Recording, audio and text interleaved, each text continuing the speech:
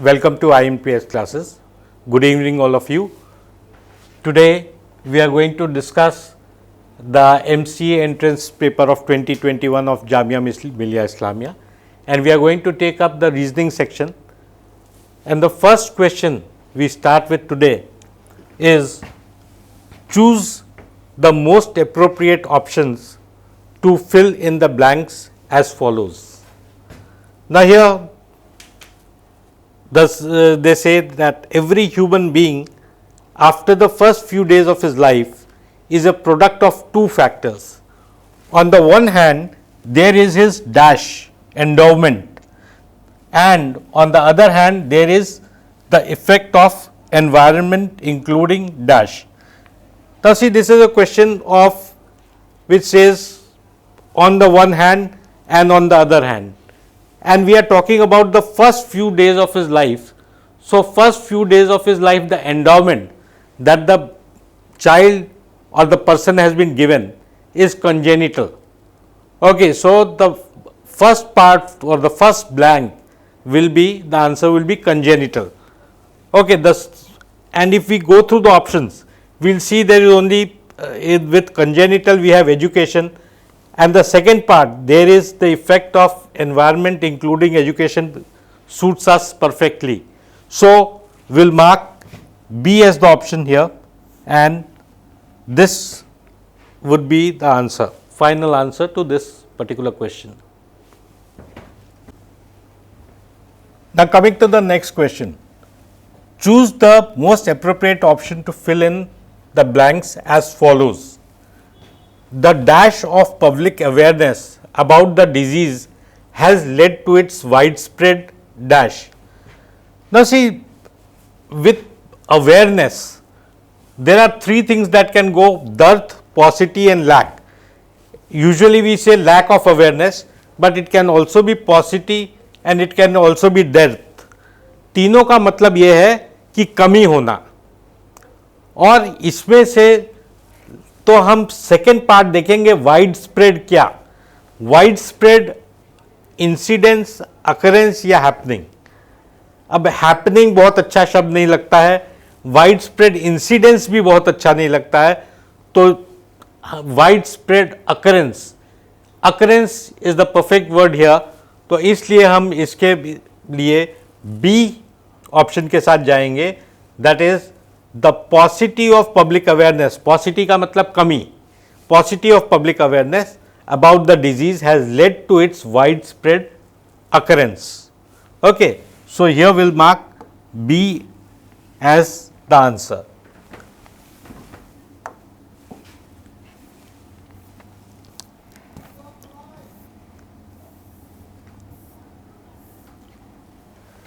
Now coming to the next question, the third question here.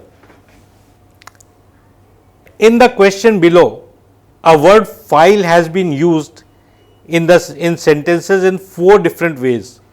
Choose the option corresponding to the sentence in which the usage of the word is incorrect or inappropriate. File जो शब्द है, इसमें जो ये 4 options दिए हैं, इसमें किसी तरह गलत यूज़ हुआ है.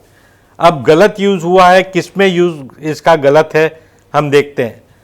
पहला ऑप्शन है you will find the paper in the file under the chair. ना यहाँ पर फाइल का मतलब फोल्डर, ठीक है, और सही है. क्या कहते हैं, फाइल के अंदर पेपर है, दैट इज करेक्ट, तो इसमें कोई गलती नहीं है. दूसरा देखें तो I need to file an insurance claim. यहाँ पर फाइल का मतलब है एप्लीकेशन, मुझे अप्लाई करना है. किस लिए? इंश्योरेंस क्लेम के लिए. तो यहाँ पर भी फाइल का मतलब सही है, अप्लाई करना. थर्ड है the cadets were marching in a single file. अब एक लाइन में अगर कोई चल रहा है तो उसको सिंगल फाइल कहा जाता है. तो वो कैडेट्स जो हैं वो एक सिंगल फाइल में चल रहे हैं, एक लाइन में चल रहे हैं, तो यहाँ पर भी यूसेज करेक्ट है. अब लास्ट डी ऑप्शन देखें. When the parade was on a soldier broke the file.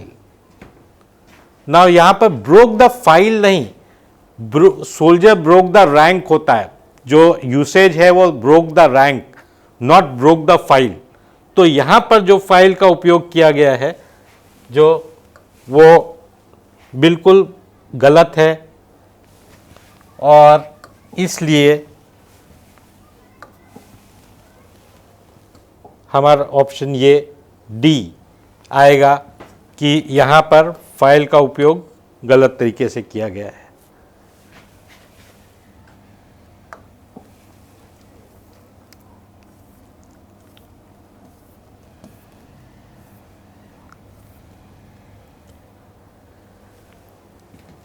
अब ये नेक्स्ट क्वेश्चन है, question number 4। In the following sentence parts of the sentence are left blank. Beneath each sentence, 4 different ways of completing the sentence are indicated. Choose the best alternative. Sentence है, police dash notorious gangster after relentless chase that dash for 3 weeks. इनका कहने का मतलब है police ने एक notorious gangster को पकड़ा एक चेज करने के बाद, जो कि 3 हफ्ते तक चली। अब पकड़ने को अरेस्टेड भी कह सकते हैं, लेकिन यहां पर अरेस्ट दिया है, अरेस्ट है, इसलिए जबकि होना चाहिए अरेस्टेड, तो अरेस्टेड नहीं है, अरेस्ट है, तो ये गलत है। नैब्ड, नाउ नैब्ड जो है वो सही है। नैब्ड द नोटोरियस गैंगस्टर माने उसको धर दबोचा, नैब्ड का मतलब होता है धर दबोचा।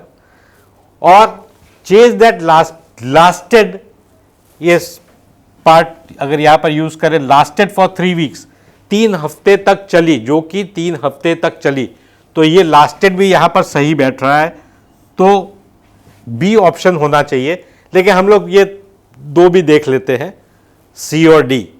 Snatched, police snatched the notorious gangsters, snatched word यहां पर करेक्ट नहीं है, इस तरीके से इसका उपयोग नहीं होता है स्नैच का, तो ये ऑप्शन गलत है। और कंटेम्प्ट, कंटेम्प्ट का मतलब ही दूसरा हो जाता है। कंटेम्प्ट का मतलब पकड़ना नहीं होता है, कंटेम्प्ट का मतलब किसी चीज के विरुद्ध जाना, तो ये कंटेम्प्ट भी ठीक नहीं है।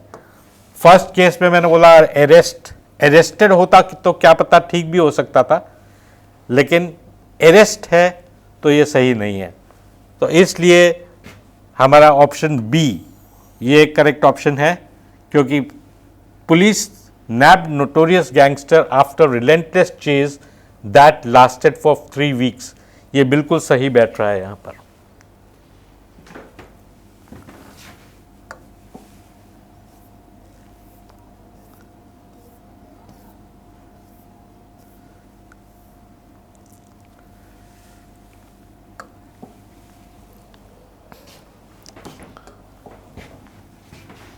Now question number 5. In the following sentence, parts of the sentence are left blank. Beneath each sentence, 4 different ways of completing the sentence are indicated. Choose the best alternative. An interview is a good chance to dash how candidates dash difficult situations. अब interview जो लिया जाता है वो या तो candidate को assess करने के लिए लिया जाता है या तो इवैल्यूएट करने के लिए लिया जाता है। तो इसमें हम देखें तो एसेस बी में आता है और इवैल्यूएट डी में आता है। An interview is a good chance to, अगर ये देखें, assess how candidates addressed difficult situations, address माने उन्होंने किस तरीके से डिफिकल्ट सिचुएशंस को हल करने की कोशिश की। और यहां पर देखें interview is a good chance to evaluate how students approach different situations, तो बहुत अच्छा, ये अप्रोच डिफिकल्ट सिचुएशन ये बहुत अच्छा नहीं लग रहा है, तो यहां पर डी नहीं ठीक है। मैंने पहले ही कह दिया था कि सी और ए या तो बी या डी में से ऑप्शन है, तो यहां पर ए और सी ऐसे ही कैंसिल हो जाता है और परफेक्ट ऑप्शन इसका बी होगा। An interview is a good chance to assess how candidates addressed difficult situations. Okay, we take the next question, the sixth question. और sixth question है, in the question below a word run has been used in the sentence in 4 different ways. Choose the option corresponding to the sentence in which the usage of the word is incorrect or inappropriate. माने यहाँ पर हमने एक word run ये चारों sentence में किसी न किसी तरह यूज किया है, लेकिन इसमें से एक जगह जो यूज किया है वो गलत है. तो हमको बताना है इसमें से कौन सी जगह रन का यूसेज या रन का उपयोग हमने गलत तरीके से किया है. अब फर्स्ट है, I must run fast to catch up with him. ये बहुत सिंपल सेंटेंस है, बिल्कुल सही है. मेरे को फास्ट दौड़ना है उसके साथ कैचअप करने के लिए. तो ये this sentence is correct. Second है, our team scored a goal against the run of the play. और run of play, run of play जो होता है माने गेम के चलते चलते, तो हमारी टीम ने एक गोल स्कोर किया गेम के चलते चलते. ये भी बिल्कुल सही सेंटेंस है. इसका रन ऑफ प्ले जो उपयोग है बिल्कुल सही है. अच्छा, जो थर्ड सेंटेंस दिया है वो है, you can't run over him like that. Now run over जो है वो इस तरीके से नहीं यूज होता है. रन ओवर यूज होता है रन ओवर माने का मतलब होता है कुचलना. तो जैसे the train ran over the man, या he was run over by the train, माने ट्रेन ने उसको कुचल दिया. इस तरीके से यूज होता है. अब यहां पर हम यूज कर रहे हैं, you can't run over him like that. तो हम कि तुम उसके ऊपर फिजिकली रन ओवर कर रहे हो, उसको ट्रैम्पल कर रहे हो या उसको वो कर रहे हो, ये तो हमारा कहने का मतलब नहीं है यहां पर.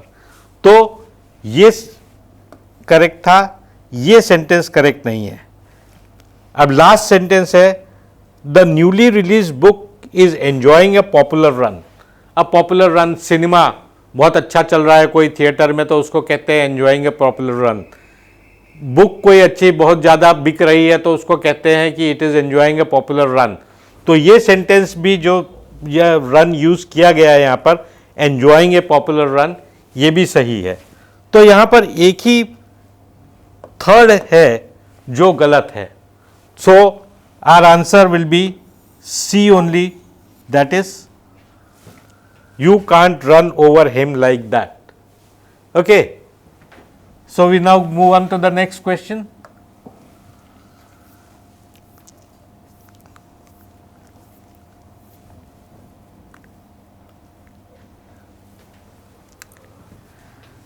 अब ये question, the word concurrence is similar in meaning to the following words except agreement, accord, consensus, harmony. माने ये कंकरेंस के हमने यहाँ पर सिनोनिम्स दिए हुए हैं कि इनमें से एक वर्ड जो है वो सिनोनिम नहीं है. क्या वो एग्रीमेंट है, क्या वो अकॉर्ड है, क्या वो कंसेंसस है, कि वो हार्मनी है. नाउ कंकरेंस का मतलब होता है एग्रीमेंट, और एग्रीमेंट का सिनोनिम है अकॉर्ड, और क्या कहते हैं इसका एक दूसरा वो वर्ड है वो भी है कंसेंसस. लेकिन जो हार्मनी वर्ड है, हार्मनी का कोई रिलेशन नहीं है कंकरेंस के साथ में. कंकरेंस के साथ में हार्मनी का कोई रिलेशन नहीं है. तो इसलिए the word concurrence is similar in meaning to the following words. So it is similar to agreement, it is similar to accord, it is similar to consensus, but it is not similar to harmony. तो यहां पर हमारा answer harmony आएगा. सो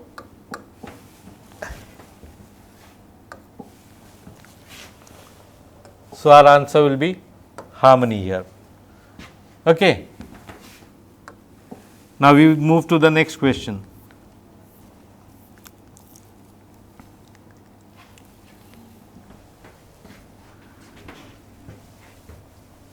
Number 8.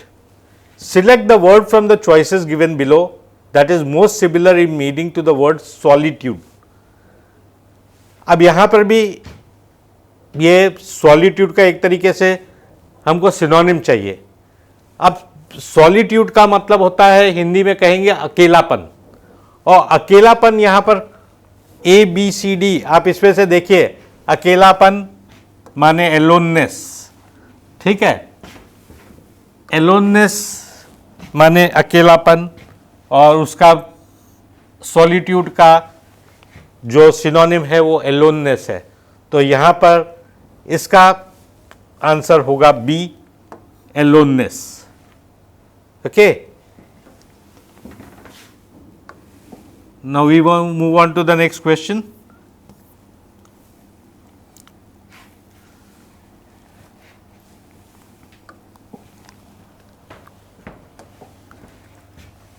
Which is the antonym of the word exodus? Exodus का antonym चाहिए, माने opposite word.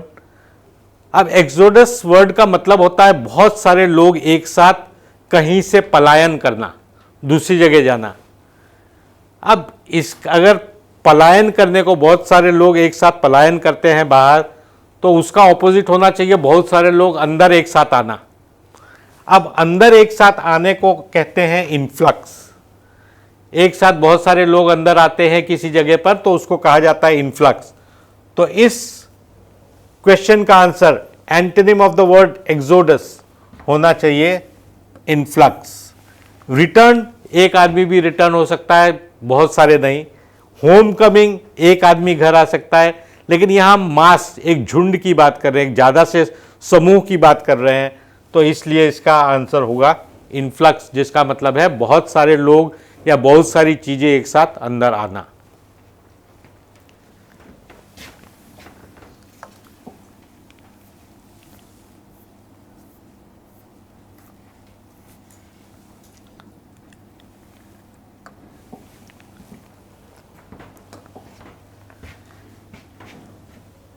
Choose the alternative from the option which can be substituted for the given word sentence। अच्छा, हमको ये चार ऑल्टरनेटिव्स में से ये sentence, a style in which a writer displays और makes display of his knowledge, इसका एक सिंगल वर्ड यूज करना है। अब एक राइटर जो होता है, उसकी जो लिखने की स्टाइल होती है उसको पिडेंटिक कहा जाता है। इंग्लिश में उसका वर्ड होता है pedantic. Okay, so pedantic is the answer here. Ornate का मतलब, ऑर्नेट, शोई, ये दोनों का मतलब होता है जो बहुत, जिसमें क्या कहते हैं, बहुत शोई, आप जानते हैं, ऑर्नेट का भी वही मतलब होता है। और आर्टिफिशियल, कोई राइटर अपनी राइटिंग आर्टिफिशियल नहीं बनाएगा। पेडेंटिक होता है राइटर की स्टाइल जो होती है जिसमें कोई गलती ना हो, उसको पेडेंटिक कहते हैं, जो परफेक्ट हो। तो इसका आंसर है पेडेंटिक।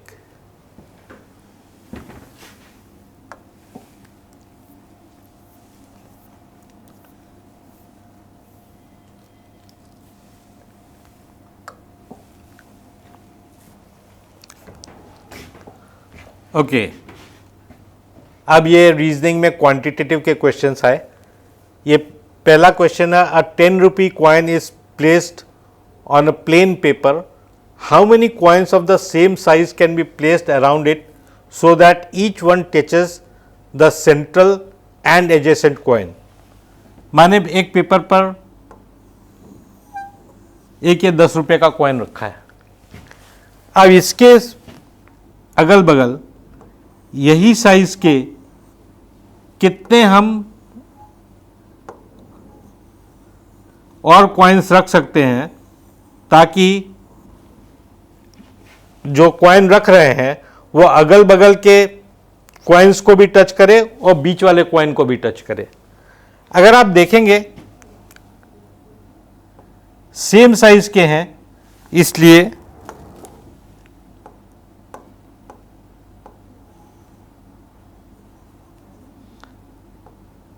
ये रेडियस है, ये रेडियस है, इसी तरह ये रेडियस है, ये रेडियस है, सिमिलरली ये रेडियस है, ये रेडियस है। जो ये ट्रायंगल बना 2r 2r 2r, तो ये एक इक्विलेटरल ट्रायंगल बन रहा है। इक्विलेटरल ट्रायंगल बन रहा है माने हर एंगल यहां पर 60 डिग्री है।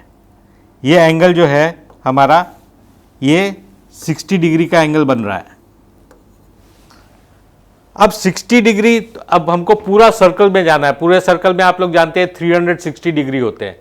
तो 60 into what is 360, 60 into 6 is 360।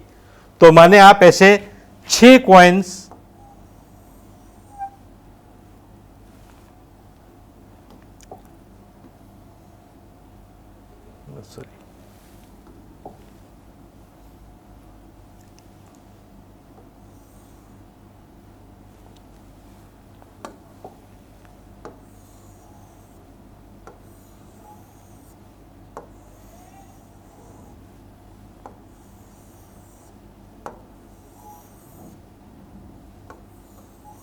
और इस तरीके से आप ये 6 कॉइन्स रख सकते हैं, क्योंकि ये इक्विलेटरल ट्रायंगल बनेगा जिसपे 60 डिग्री एंगल होता है। तो 60 के ऐसे 6 टोटल 360 डिग्री बनाएंगे। तो टोटल आप 6 कॉइन्स रख सकते हैं, जो कि हर कॉइन बीच वाले कॉइन को और अगल बगल वाले कॉइन को टच करता हो। तो इसका ऑप्शन आएगा डी, दैट इज 6।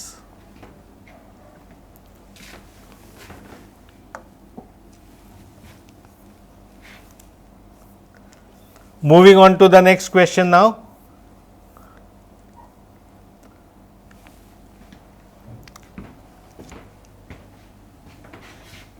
ये मिसिंग टर्म है, missing term in the sequence adventure A diventure diventer dash वेंट्यू।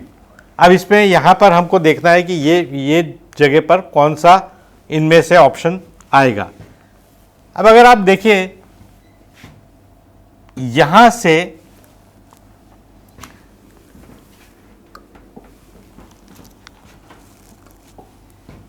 इस वाले वर्ड से ये वर्ड पर हम जा रहे हैं, तो हमने इसमें ए को हटा दिया है, बाकी सब वैसे D V E N T U R E वैसे का वैसे ही है। अब जब सेकेंड वर्ड से थर्ड वर्ड पर जा रहे हैं, तो आप देखिए हमने इसका लास्ट लेटर हटा दिया है, बाकी वैसे का वैसे ही है। तो अब नेक्स्ट टाइम क्या होना चाहिए, हमको ये हटा देना चाहिए और लास्ट लेटर रहेगा। तो माने यहां पर आना चाहिए V E N T U R, तो ये आना चाहिए और फाइनली लास्ट लेटर हट जाएगा आर, तो आएगा वेंट्यू। तो हमारा ऑप्शन जो यहां पर ये वाला ब्लैंक है V E N T U R, जो कि सी है, तो हमारा ऑप्शन आएगा C. So this is how you solve this question. अब 12th क्वेश्चन हो गया। अब इसके बाद हम लोग जाते हैं नेक्स्ट क्वेश्चन पर, 13th क्वेश्चन।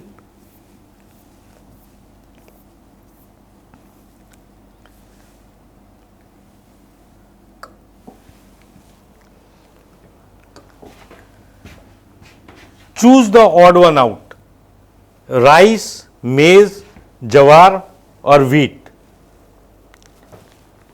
अब चावल या धान, मक्का, जवार या गेहूं, अब इसमें से ऑड क्या है जो इसमें नहीं होना चाहिए। अब आप लोगों को पता होना चाहिए कि जो धान है, मक्का है और जवार है, वो सब एक सीजन में होता है, खरीफ सीजन में, और जो व्हीट है वो राबी सीजन का क्रॉप है। तो ये तीन एक ही सीजन में होते हैं, ये दूसरे सीजन में होता है, तो इसमें से ऑड वन जो है वो व्हीट है। तो हमारा आंसर इसका D, wheat. Okay, this was a simple question. We go to the next one now.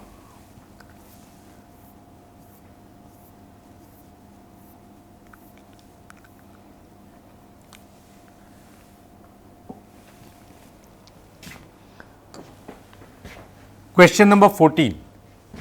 If driver is equal to 12, pedestrian is equal to 20, accident is equal to 16, then car is equal to what? ना आप देखिए ये इसके अंदर कितने letters हैं? DRIVER 6 letters हैं. 6 2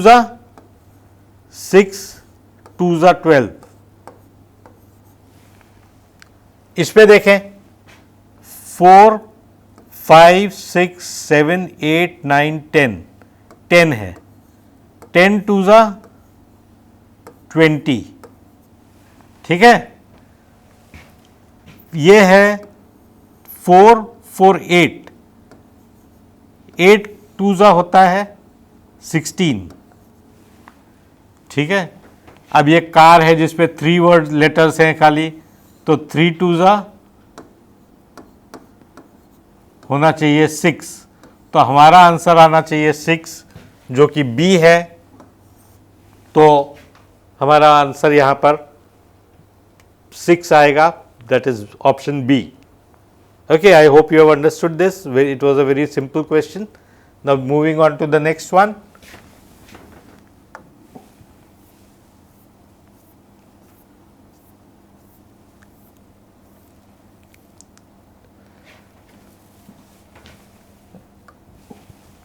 Question number 15. If you are facing northeast and move 10 meter forward, turn left and move 7.5 meter, then you are dash. और सब ऑप्शंस में इनिशियल पोजीशन से दिया है. अब आप जानते हैं डायरेक्शंस हम अपने नोटबुक पे बनाए या बोर्ड पर बनाए. ये नॉर्थ है तो ये साउथ है, ये ईस्ट है और ये वेस्ट है.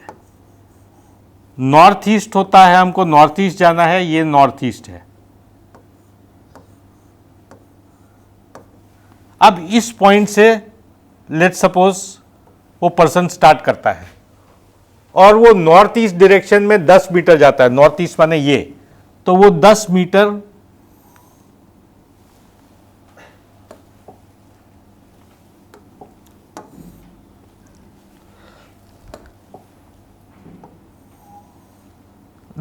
इधर गया नॉर्थ ईस्ट डायरेक्शन में.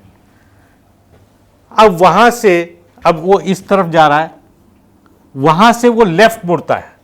लेफ्ट, अब देखिए ये इधर जा रहा है तो राइट इधर है, लेफ्ट इधर है, तो ये इधर मुड़ा और 7.5 मीटर गया. लेफ्ट मुड़ के 7.5 मीटर गया.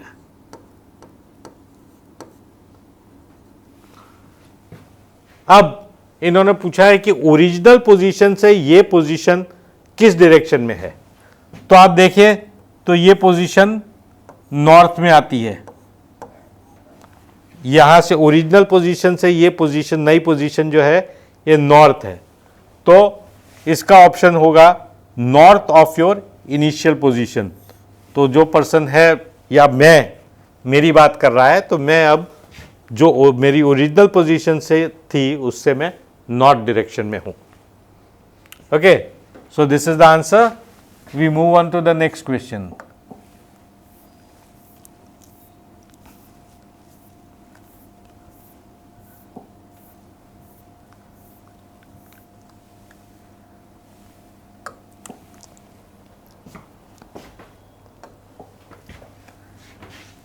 Question number 16. A clock is placed so that at 12 noon its minute hand points towards northeast. In which direction does its hour hand point at 1:30? अच्छा, अभी हमने पोजीशंस देखी लास्ट क्वेश्चन में. ये नॉर्थ है, ये साउथ है, ये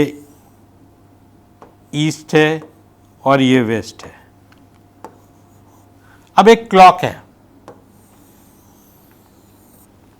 क्लॉक में बोल रहे हैं कि 12 बजे जो मिनट हैंड है, मिनट हैंड और आर हैंड, मिनट हैंड होता है छोटा वाला हाथ, अब आर हैंड होता है बड़ा वाला हाथ. अब बल्कि उल्टा, मिनट हैंड होता है बड़ा वाला हाथ और आर हैंड होता है छोटा वाला हाथ. अब जो ये बोल रहे हैं कि जो मिनट हैंड है वो जो बड़ा वाला हाथ है वो नॉर्थ ईस्ट डायरेक्शन में है 12 बजे। अब 12 बजे आप लोग जानते हैं कि दोनों हाथ साथ में होते हैं क्लॉक के, तो नॉर्थ ईस्ट डायरेक्शन ये है, तो माने 12 बजे ये 12 का वो है, और यहाँ पर आपका के दोनों हाथ यहाँ पर हैं, मिनट हैंड और आवर हैंड। अब ये 12 है तो यहाँ 6 आएगा, यहाँ 6 आएगा तो यहाँ 3 आएगा, और यहाँ 3 आएगा तो यहाँ 9 आएगा। अब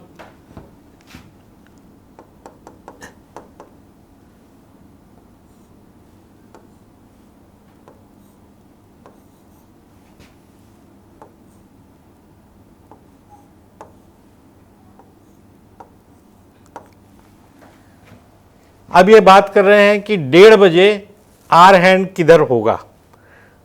1:30 बजे ये छोटा वाला हाथ, आर हैंड छोटा वाला है, तो 1:30 बजे आपको पता है कि छोटा वाला हाथ 1 और 2 के बीच में होता है, माने वो यहां पर होगा। और बड़ा वाला हाथ कहां पर होगा? 1:30 बजे तो 6 पर होगा बड़ा वाला हाथ, तो वो बड़ा वाला हाथ यहां पर होगा। अब हमको ये बताना है कि छोटा वाला हाथ दैट इज आर हैंड वो किस डायरेक्शन में है, तो वो इस डायरेक्शन में है। ये डायरेक्शन कौन सा है? ईस्ट है, ठीक है।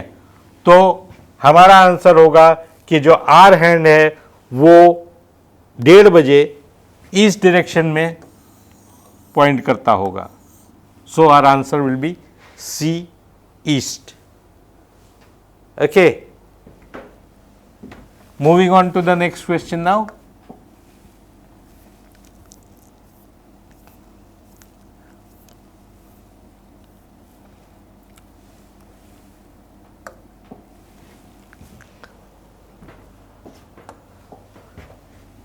अब ये एक बहुत कॉमन क्वेश्चन है, बहुत सारे एग्जाम्स में पूछा जाता है इस तरीके का क्वेश्चन।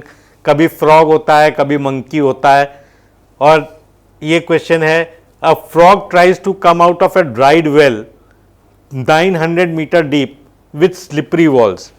तो एक कुआं है जो 900 मीटर गहरा है और उसकी जो दीवार है वो फिसलन भरी है। Every time the frog jumps up 60 centimeter, he slides back 30 centimeter.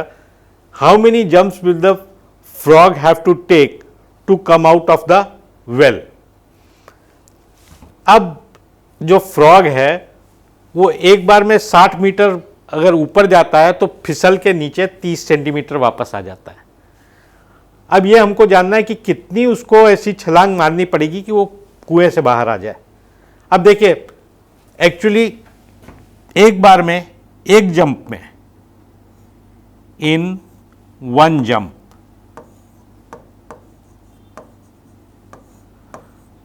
जो फ्रॉग है 60 मीटर ऊपर जाएगा लेकिन 30 मीटर वापस नीचे आएगा, तो इफेक्टिवली वो कितना 30 सेंटीमीटर चढ़ेगा।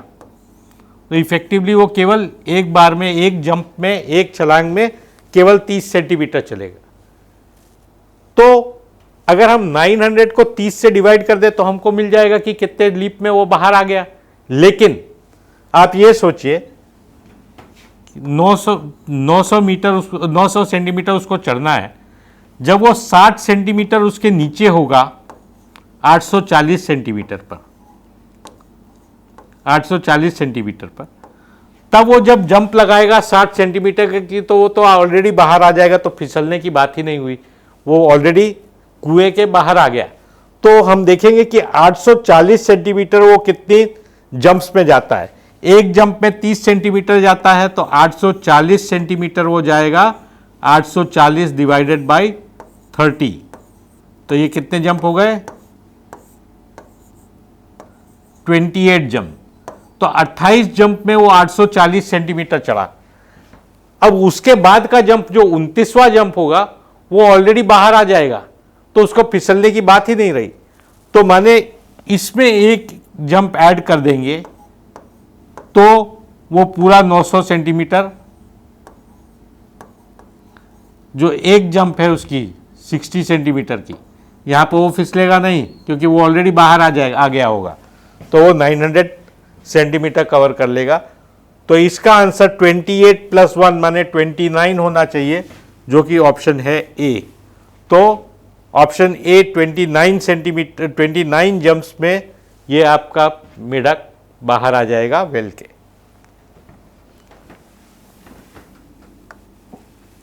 Moving on to the next question.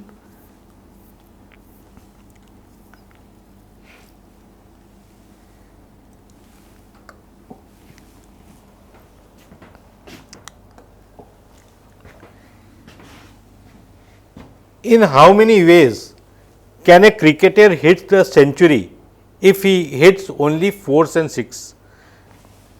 खाली 4 और 6 मार के 100 रन्स बनाने हैं एक क्रिकेटर को। कितने तरीके हो सकते हैं? अब आप देखिए, अगर 25 बार 4 मारेगा तो 100 रन बन जाएंगे। तो एक तरीका तो ये हो गया, एक तरीका ये हुआ 25 बार वो चौका मारे, 4 मारे, तो उसके पूरे 100 रन हो जाएंगे। अब 4 और 6 का एलसीएम जो होता है वो है 12। तो अगर अब हम देखें नेक्स्ट टाइम, 100 में से 12 निकाल दीजिए, माने बचा आपका 88 रन। अगर 4 से मारे और 2 छक्के मारे तो भी 100 रन बनेंगे। तो 22 इंटू 4 88 होता है, और प्लस 2 छक्के, तो ये भी 100 रन हो जाएंगे। अब तीसरा देखिए, फिर इसमें से 12 निकाल दीजिए क्योंकि एलसीएम 12 है।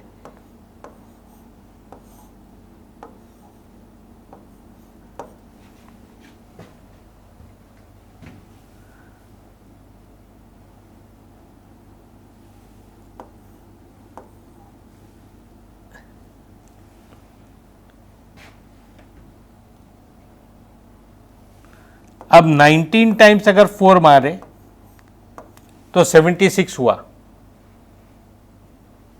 और 4 छक्के मारे तो ये भी 100 रन हो जाएगा। फिर इसमें से 12 निकालिए,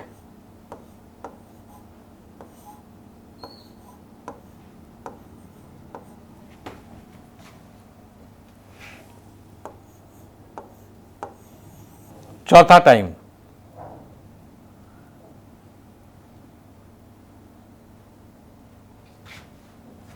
64, सॉरी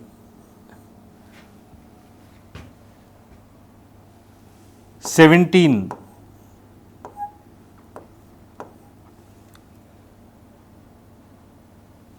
सॉरी 16 टाइम्स। 16 टाइम्स अगर 4 मारे और बाकी के 6 मारे तो फिर 100 हो जाएगा। फिर 5th में आएगा, फिर इसमें से 12 निकाल दीजिए,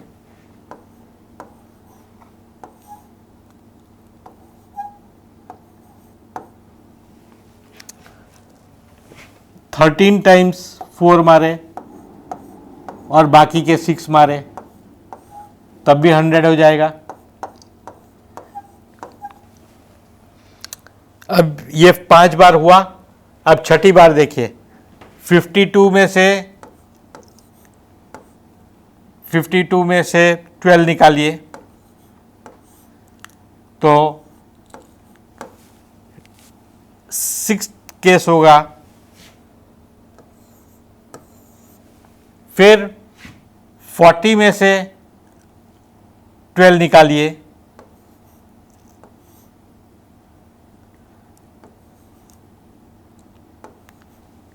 टाइम 28 माने 7 बार चौके मारे, बाकी छक्के मारे, तो ये 7वां बार होगा 7। फिर इसमें से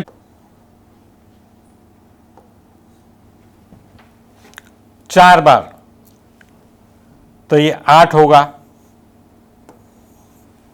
और फिर इसमें से 12 निकालिए 4, तो ये एक बार होगा, दैट इज 9। अब 4 के बाद 0 आ जाएगा, इसलिए टोटल हमारे तरीके हुए 5 और 6, 7, 8, 9। सो 9 तरीके हैं जिससे एक बैट्समैन 6 और 4 मिला में सेंचुरी माने 100 रन्स बना सकता है। तो हमारा आंसर है 9 ways of hitting a century in only 4s and 6s।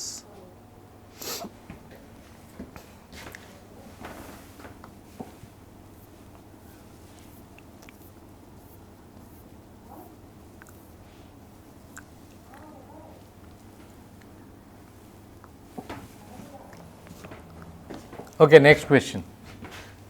How many times are the hands of a clock at right angles in a day? एक दिन में कितनी बार सुई घड़ी के दोनों हाथ 90 डिग्री का एंगल बनाते हैं? अब आपको पता होना चाहिए कि हर घंटे के अंदर दोनों हाथ 2 बार परपेंडिकुलर होते हैं, माने 90 डिग्री का एंगल 2 बार बनाते हैं। तो अगर 2 बार बनाते हैं हर घंटे में, तो 12 घंटे में उनको 24 बार बनाना चाहिए। लेकिन 2 से 3 और 3 से 4 ये 2 घंटे के बीच में एक्चुअली बनने चाहिए टोटल कितने राइट एंगल्स? 1 घंटे के अंदर 2, तो 2 घंटे के अंदर 4। लेकिन इसके अंदर ये वाले 2 से 3 और 3 से 4 के बीच में केवल 3 बार राइट एंगल बनेगा। क्यों? क्योंकि 3 बजे खुद राइट एंगल होगा, 3 बजे खुद राइट एंगल होगा, इसलिए 2 से 3 और 3 से 4 के बीच में केवल 3 बार राइट एंगल बनेगा, 4 बार नहीं। तो एक ये कम हो गया 24 में से। और दूसरा देखिए 8 से 9 और 9 से 10 इसके बीच में भी 3 ही बार राइट एंगल बनेगा। क्यों 3 बार बनेगा? क्योंकि इसमें 9 बजे राइट एंगल बन रहा है ऑलरेडी, तो जो 4 बार होना चाहिए उसके बदले ये 8 से 9 और 9 से 10 के बीच में 3 ही बार होगा, तो फिर एक कम हो गया। तो जो 12 घंटे के अंदर 24 बनने चाहिए थे राइट एंगल, उसके बदले बनेंगे 2 कम 22। तो 12 घंटे के अंदर 22 बनेंगे, तो 24 घंटे माने एक दिन के अंदर 22 का डबल 44 बार राइट एंगल बनेगा। तो इस क्वेश्चन का answer how many times are the hands of a clock at right angles in the day है 44। Okay okay, coming to the next question. ये आप देखेंगे सीरीज का क्वेश्चन है। Find the missing term in the series 2, 15, 4, 12, 6 and 7. After that you have 2 blanks, so we have to find these 2 blanks. अब चलिए इसको x1 और x2 रख लेते हैं, x1 and x2। अब हमको x1 और x2 फाइंड करना है। अब आप देखिए ये 2, ये थर्ड है 4, 6, ये और ये है 15, 12, 7। ये इंक्रीजिंग ऑर्डर में है, ये डिक्रीजिंग ऑर्डर में है। तो बेसिकली लगता है ये 2 सीरीज का कॉम्बिनेशन है। पहली सीरीज है 2, 4, 6, x1। ना इस पे देखिए 2 2 ज़ा 4, 2 + 2 4, 4 + 2 6, तो 6 + 2 ये x1 हो जाएगा 8। ठीक है, तो x1 यहाँ पर हमारा होना चाहिए 8। अब दूसरी सीरीज जो है वो है 15, 12, 7 और इधर है x2। अब ये देखिए 15 - 3 = 12, 12 - 4, 12 minus 5 equals to 7। तो ये -3 है, ये -5 है, तो ये -7 होना चाहिए। तो 7 minus 7 should be equal to x2। तो x2 becomes 7 minus 7, that is 0। तो x1 आया आपका 8 और x2 आया आपका 0। नाउ ये ऑप्शन है बी। सो 8 and 0 इसके आंसर है बी, 8 and 0। अब नेक्स्ट क्वेश्चन,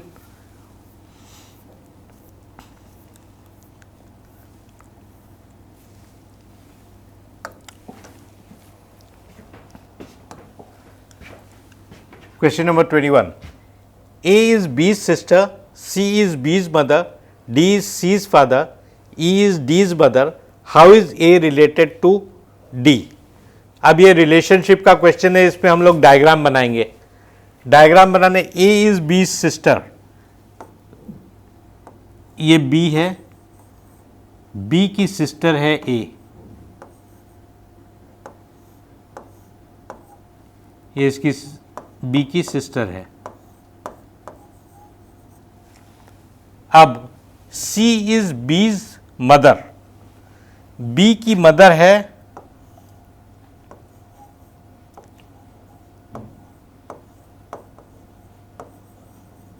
B की मदर है C, D is C's father. अब C के फादर जो है वो D है,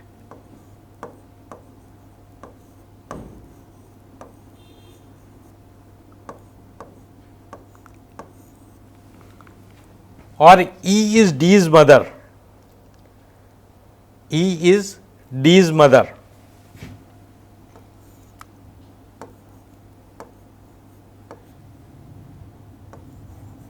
D की मदर E है। अब क्वेश्चन पूछा है A और D का रिलेशन क्या है, A और D। नो जो आप देखिए, ये C मदर है B की और D जो है C का फादर है, तो माने मदर का फादर है D B का, तो माने ग्रैंडफादर हुआ B का, और A जो है B की सिस्टर है, तो A का भी ग्रैंडफादर हुआ D, तो A रिलेटेड टू D। अब हम D रिलेटेड टू A नहीं कह रहे हैं, A रिलेटेड टू D। तो जब ये ग्रैंडफादर है A का, तो ये ग्रैंड डॉटर हुई A की, D की। तो A related to D, A is the granddaughter of D और A is granddaughter to D। तो ये रिलेशन हुआ यहां पर A और D के बीच में। Okay, now we move to the next question.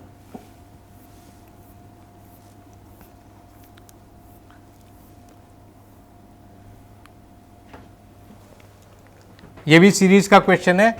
Find the wrong number in the series given 5, 18, 34, 54, 79, 110, 158। 5,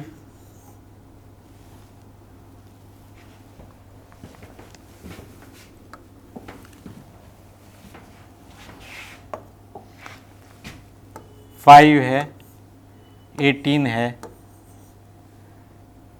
34 है, 54 है, 79 है, 110 है और 158 है।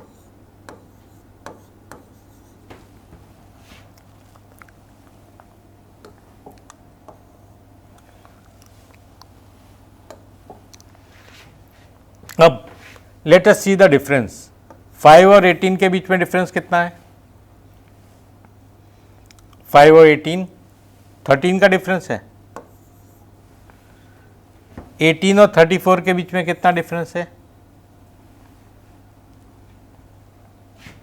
16 का। 34 और 54 के बीच में कितना डिफरेंस है? 20 का। 54 और 79 के बीच में कितना डिफरेंस है? 64, 74 और 9, सो 25 का। 79 और 110 के बीच में कितना डिफरेंस है? 31 का। और 110 और 158 का बीच में कितना डिफरेंस है? 48 का। अच्छा, अब ये देखिए 13 और 16 बीच में कितना हुआ? 3। 16 और 20 बीच में कितना हुआ? 4। 20 और 25 बीच में कितना हुआ? 5। 25 और 31 बीच में हुआ 6। लेकिन 31 और 48 ये कितना डिफरेंस हुआ? 7 होना चाहिए, है 7? नहीं है। ठीक है, तो ये लास्ट डिफरेंस गलत है, तो माने हमारा लास्ट नंबर जो है ये गलत है, ये इस सीरीज में नहीं बैठता है। तो माने 158 हमारा आंसर होना चाहिए। इस सीरीज का गलत नंबर है 158। So the wrong number in the series is 158. Fine. Now we move to the next and the last question of the day.